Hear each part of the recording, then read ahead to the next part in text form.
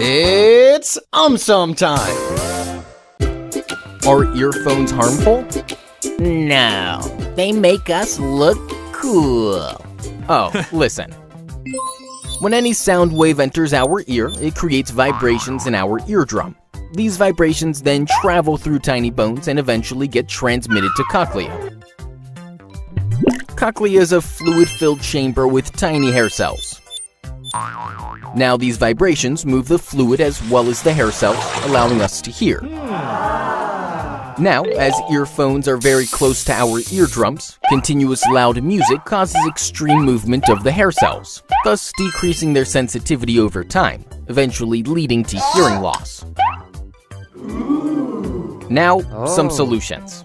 Firstly, we can hear better quality music at a lower volume level with noise-canceling earphones as they remove unwanted background sounds. Secondly, some experts recommend the 60 by 60 rule.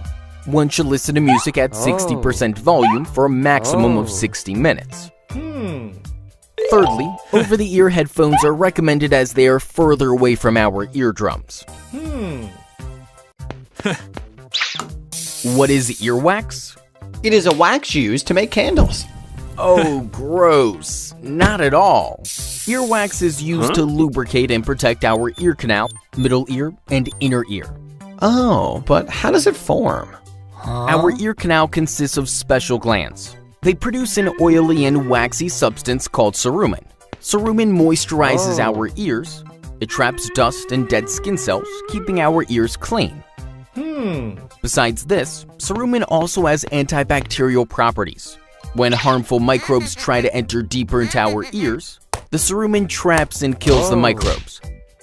These dead microbes, dust, oil, and dead skin cells together form the earwax. Topic: ear. How do ears help with balancing?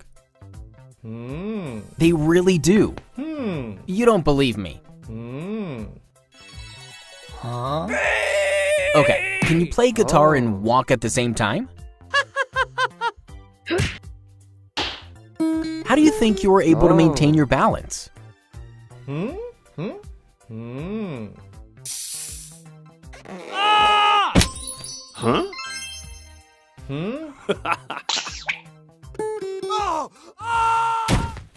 you know why you can't balance yourself anymore?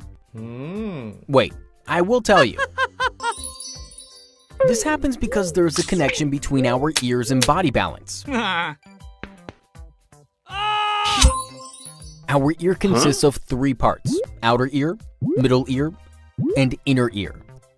Our inner ear works in sync with our eyes and muscles, helping us maintain balance while we are doing various activities.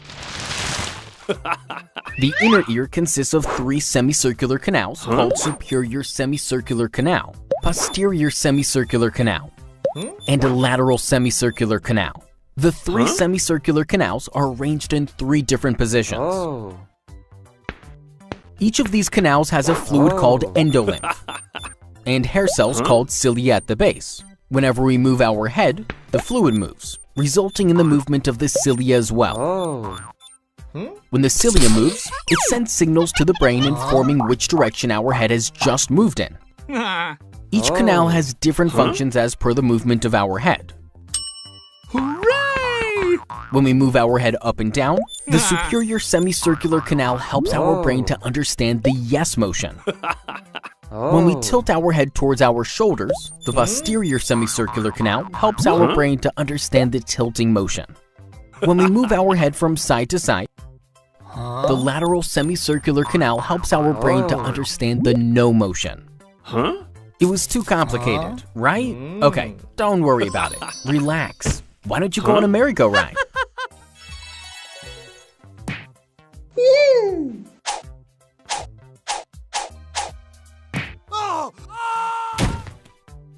Hey, why were you not able to maintain your balance? This is because when you sat in the merry-go-round and started rotating, the fluid in the semicircular canals also started to move. After a while, it was moving at the same rate at which you were moving.